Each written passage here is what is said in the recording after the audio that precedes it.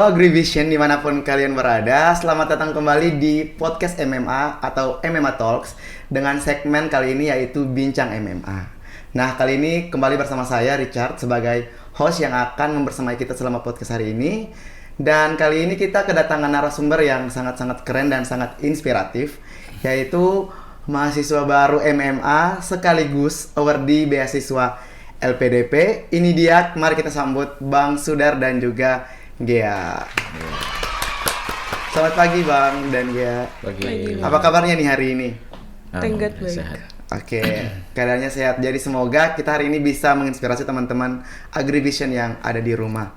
Mungkin ada pepatah bilang tak kenal maka tak sayang. Mungkin bisa nggak Bang Sudar dan Gea kenalin mungkin nama, asal dan lain sebagainya biar teman-teman Agrivision tahu nih ini siapa. Oke.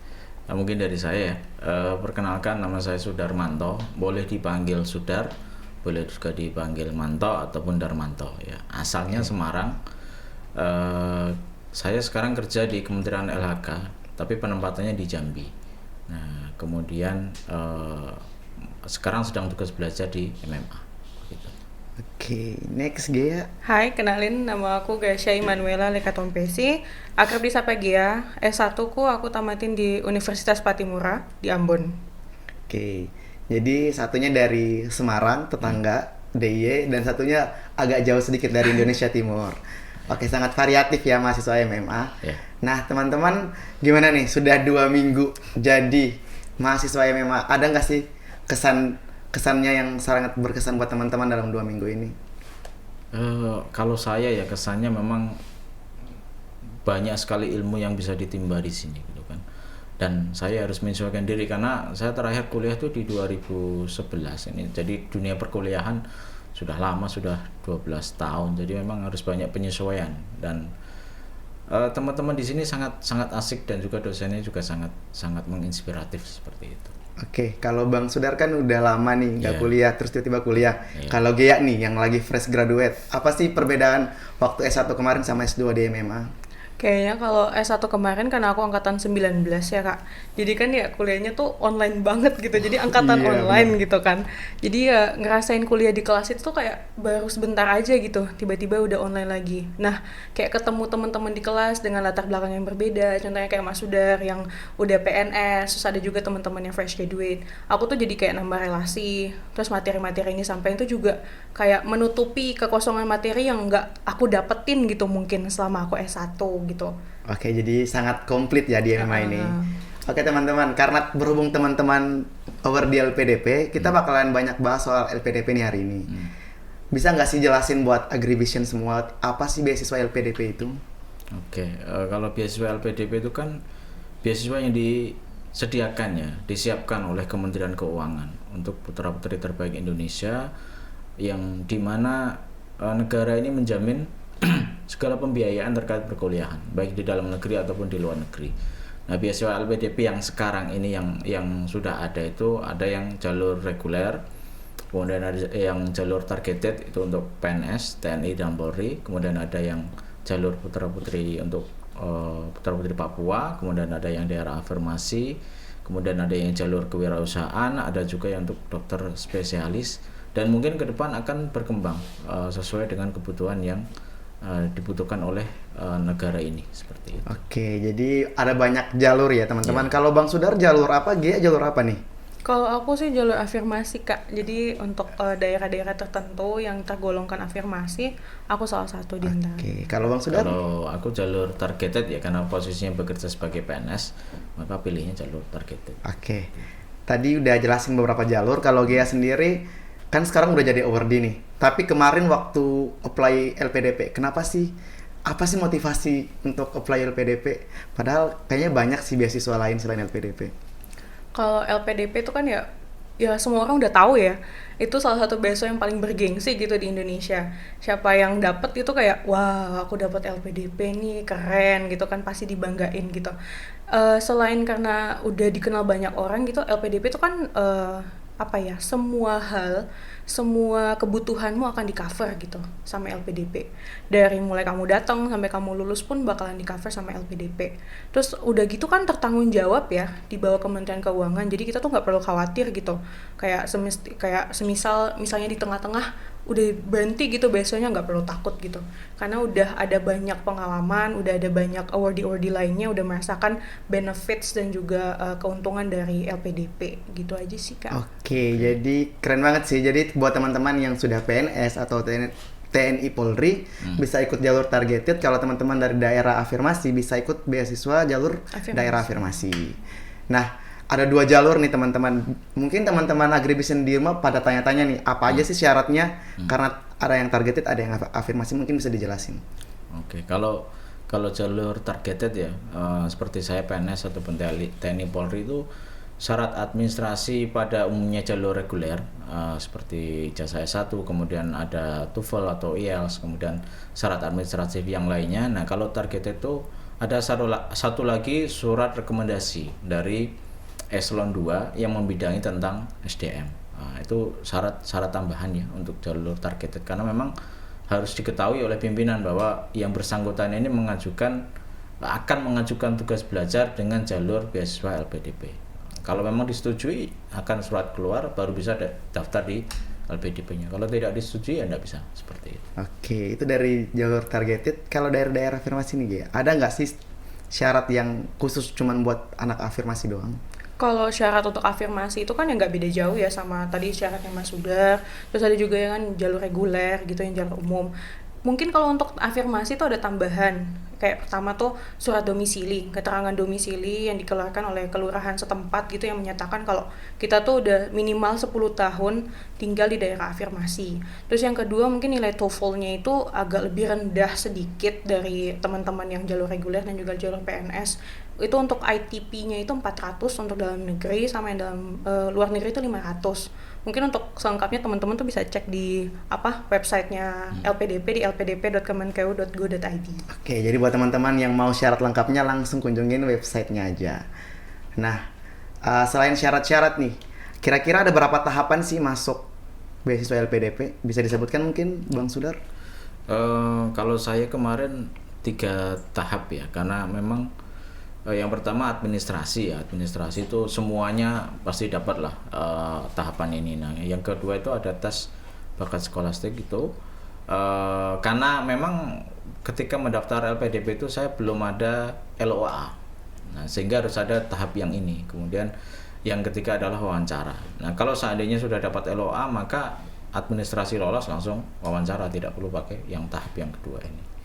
Oke, jadi ada 3 tahap ya. Ada 3 tahap. Nah, setelah lulus dari ketiga-tiganya nih, ada nggak sih kegiatan pembekalan yang bakalan difasilitasi oleh LPDP? Mungkin dia bisa jelasin. Kalau untuk pembekalan dari LPDP itu lengkap banget ya Kak. Apalagi kita tuh dari jalur afirmasi tuh ada punya satu pembekalan khusus, namanya tuh pembekalan afirmasi. Jadi di situ teman-teman yang dari afirmasi tuh bakalan dikumpulin gitu, biar istilahnya kayak nggak shock culture gitulah. Mungkin kalau misalnya kita tuh keluar dari daerah kita terus bertemu dengan orang banyak yang mungkin lebih lebih baik mungkin, ataukah lebih perfect lah gitu kayaknya dari kita gitu kan, biar nggak kaget aja gitu. Terus yang kedua ya paling persiapan keberangkatan umum kayak yang lain juga gitu. Oke, jadi ada persiapan keberangkatan, sama kalau untuk afirmasi ada pembekalan afirmasi, itu spesial buat anak-anak afirmasi. Nah, selanjutnya nih, teman-teman mungkin bisa nggak sih kasih tips-tips buat teman-teman yang mau daftar? Kan tadi ada 3 jalur. Kalau administrasi kan pasti pantengin aja persyaratannya. Kalau ini nih yang paling susah, bakat skolastik sama substansi. Mungkin Bang Sudar bisa jelasin yang bakat skolastik tuh tesnya apa aja sih Bang? Kalau tes bakat skolastik itu ya seperti tes TPA pada umumnya. Cuma yang saya rasakan tuh memang tingkatnya lebih sulit daripada tes TPA seperti Bappenas misalnya. Dia waktunya tidak panjang, soalnya juga tidak panjang. Cuma bobotnya itu memang lebih berbobot lah istilahnya. Nah, mungkin teman-teman nanti agribisnis yang pengen daftar jalur beasiswa yang mau lanjut S3 misalnya, itu nanti mungkin banyak belajar lah istilahnya, bisa lihat di YouTube, itu banyak juga tips and triknya seperti itu kalau dari tes bakat skolastik. Oke, mungkin selain skolastik ada tes substansi interview yang paling ditakuti awardee, calon awardee nih. Mungkin Gia bisa nggak jelasin di substansi itu ditanyain apa aja sih? Kalau di tes substansi tuh intinya ya, kita tuh mempertanggungjawabkan semua yang kita upload pada saat administrasi. Jadi kan pada saat administrasi tuh ada apa ya, kontribusi untuk Indonesia ya, kembalinya ke Indonesia dan kontribusi untuk Indonesia ke depannya itu seperti apa. Nanti pada saat wawancara itu kita cuma ditanya di bagian itu aja, sama memastikan apa yang kita upload tuh bener nggak gitu. Oke, jadi cuman mengkonfirmasi ya, tapi harus sangat bertanggung jawab terhadap apa yang sudah kita tulis. Oke, tadi udah jelasin tentang tesnya. Sekarang nih, ada nggak sih tips dari teman-teman biar Agrivision yang nonton tuh semangat nih buat persiapan? Mungkin Gia yang nyaranin buat bakat skolastik nih, kita tukeran lagi. Kalau buat bakat skolastik sih ya teman-teman yang pasti belajar terus pantengin gitu, kayak latihan soal aja gitu. Latihan soal kan banyak tuh di internet ya, udah nggak asing lagi gitu. Kalau ketik di Google pasti keluar tuh semua contoh-contoh soalnya. Tinggal dipelajari aja, terus mungkin bagian-bagian mana yang teman-teman masih ngerasa kurang, itu diperdalam lagi di situ. Tapi tidak meninggalkan yang bagian-bagian lainnya. Terus kayak pengalaman awardee sebelumnya tuh ditonton tuh biar garis besarnya untuk tes LPDP tuh udah tergambar gitu, gimana nih nanti cara ngadepin itu, jadi udah nggak kaget lah istilahnya gitu. Oke, itu untuk bakat skolastik. Next nih Bang, tips buat interview. Oke, jadi kalau interview itu awal mulanya kan dari apa yang kita tuliskan di pas tes administrasi ya. Saran saya sih kalau misalnya nanti mendaftar itu memang coba baca kelebihan diri itu apa, kemudian kita dituliskan yang kira-kira memang dengan kelebihan tersebut bisa berkontribusi untuk Indonesia ke depannya. Jangan ngarang lah istilahnya. Kalau misalnya kita tidak pandai dalam suatu hal, jangan dituliskan di situ. Ya natural saja yang memang kita lebihnya di mana dituliskan di situ dan bisa kelihatan kontribusinya untuk Indonesia seperti apa. Jadi pas nanti wawancara itu si interviewer juga bisa melihat, oh anak ini memang benar kok, orangnya jujur dan benar bisa dilaksanakan, tidak terlalu ngawang-ngawang lah bahasa Jawanya, terlalu tinggi muluk-muluk itu tidak seperti itu. Oke, jadi ada tips nih teman-teman, harus buat serealistis mungkin, tapi ingat harus ada rencana kontribusinya buat negara ini, karena mereka yang akan membiayai teman-teman kuliah. Nah, bicara soal biaya nih, ini yang paling ditunggu-tunggu nih sama Agrivision di rumah. Apa aja sih dana-dana yang di cover sama LPDP? Mungkin bisa disebutkan sama dijelaskan dikit soal dana-dana itu. Oke, mungkin terkait dana ya. Yang pertama ada dana pendaftaran ke kampus tujuan. Itu kan nanti memang kita mengeluarkan dulu ya. Dana pendaftaran itu nanti akan direimburse ke LPDP melalui aplikasi e-beasiswa. Kemudian nanti itu tentunya kalau sudah lulus ya. Kalau sudah lulus nanti misalnya dari tempat kedudukan asal ke tempat tujuan studi itu nanti akan di cover juga oleh LPDP dengan beberapa syarat gitu kan. Kemudian nanti setelah tiba di tempat tujuan bisa mengajukan settlement allowance. Nah, itu dengan syarat surat domisili minimal dari RW setempat itu kan. Nah, kemudian nanti setelah itu bisa mengajukan, setelah mulai studi itu bisa mengajukan dana living allowance. Itu yang kalau ya informasi yang saya dapatkan itu kalau LOG-nya itu 24 bulan, itu nanti dia otomatis 3 bulan pencairannya, 3 bulan sekali. Nah, kemudian nanti ada juga dana tunjangan buku, lumayan untuk beli buku. Nah, itu syaratnya itu adalah surat keterangan mahasiswa aktif sama KRS. Nah, kemudian ada juga dana penelitian. Kemudian nanti ketika sudah selesai, sebelum selesai misalnya mau ikut seminar internasional atau penerbitan jurnal internasional juga ada insentif. Nah, insentif ini sifatnya diberikan saja oleh Kementerian Keuangan. Nah, setelah selesai nanti akan di cover juga dana kepulangan dari tempat studi ke lokasi asal seperti itu. Keren banget. Jadi kita dibiayai dari kita berangkat dari kota tujuan sampai pulang. Kota tujuan studi sampai kita pulang bahkan ya, di cover lengkap. Keren banget LPDP. Mungkin Gia nih, ada nggak sih benefit lain selain dana dari LPDP? Mungkin ada hal-hal nggak sih yang dipelajari dari LPDP? Banyak banget Kak. Kalau buat aku sendiri, salah satunya itu ya itu punya banyak teman. Jadi dari LPDP itu kan ya kita dikumpulin waktu pada saat PK maupun PA itu kan dikumpulin semua jadi satu, terus kita saling kenal. Oh iya dia ini nih lagi mau studi ke luar negeri, apa yang bisa kita ambil dari dia tuh kan ya banyak banget gitu kan, kita bisa mempelajari masing-masing orang gitu. Jadi intinya nambah relasi. Terus aku juga merasa makin dipacu nih, harus cepat selesai nih, harus selesai minimal bukan minimal ya, kayaknya maksimal deh, maksimal sesuai dengan LOA gitu, sesuai dengan LOA. Jadi ya ada semangat belajar gitu, makin semangat, dari yang semangat jadi makin semangat gitu lah. Oke, jadi banyak plus-plusnya ya jadi anak LPDP. Kalau sudah diterima nih, sudah ongoing, kan kalian udah ongoing nih, ada nggak sih kewajiban harus laporan kah, harus ada bukti kuliah kah yang harus kita laporkan ke LPDP, ada nggak sih? Ada. Kalau mau pencairan dana living allowance kan harus bikin laporan nih 3 bulan sekali itu kan, bikin laporan. Nah kemudian kalau sudah ada bikin laporan baru bisa cair. Kalau nggak bikin laporan ya nggak bisa cair istilahnya. Nanti pasti ditolak pengajuannya. Itu selama perkuliahan. Jadi laporan itu juga sebagai bukti kalau benar-benar kuliah dan ada progresnya ya, biar sekalian LPDP mantau. Nah, yang terakhir nih, teman-teman di sana mungkin ada yang masih agak insecure, takut mencoba buat daftar. Mungkin ada nggak sih motivasi dari teman-teman buat teman-teman agribistion di rumah? Oke. Mungkin dari aku dulu ya. Motivasi ya, istilahnya seperti ini. Istilahnya ini negara sudah menyediakan atau memfasilitasi ya untuk putra-putri terbaik Indonesia ini untuk dapat mengenyam pendidikan yang lebih lanjut. Harapannya nanti kan di tahun 2025 itu target kita kan Indonesia emas itu kan. Salah satu yang faktor paling besar penentu itu kan dari sisi SDM. SDM itu dari sisi pendidikannya dienyam itu kan. Selama ini kan permasalahannya itu, dan ini negara sudah membuka dan bagaimana kita memanfaatkan peluang tersebut. Kalau memang kita dirasa ada kekurangan ya kita tutupi kekurangan dengan belajar lebih banyak seperti itu. Ada beberapa teman itu yang dia daftar sampai pertama gagal, kedua gagal, ketiga akhirnya lulus, itu kan. Jadi tetap semangat. Kalaupun memang ada kekurangan ya cari tip and triknya kan banyak sekali sekarang. Akses informasi mudah didapatkan sekarang. Jadi jangan menyerah dan tetap semangat seperti itu. Oke, itu dari Bang Sudar. Mungkin kalau Gea nih, aku mintanya spesial buat anak-anak Indonesia Timur nih, daerah afirmasi. Kasih motivasi dong buat mereka untuk lanjut studi.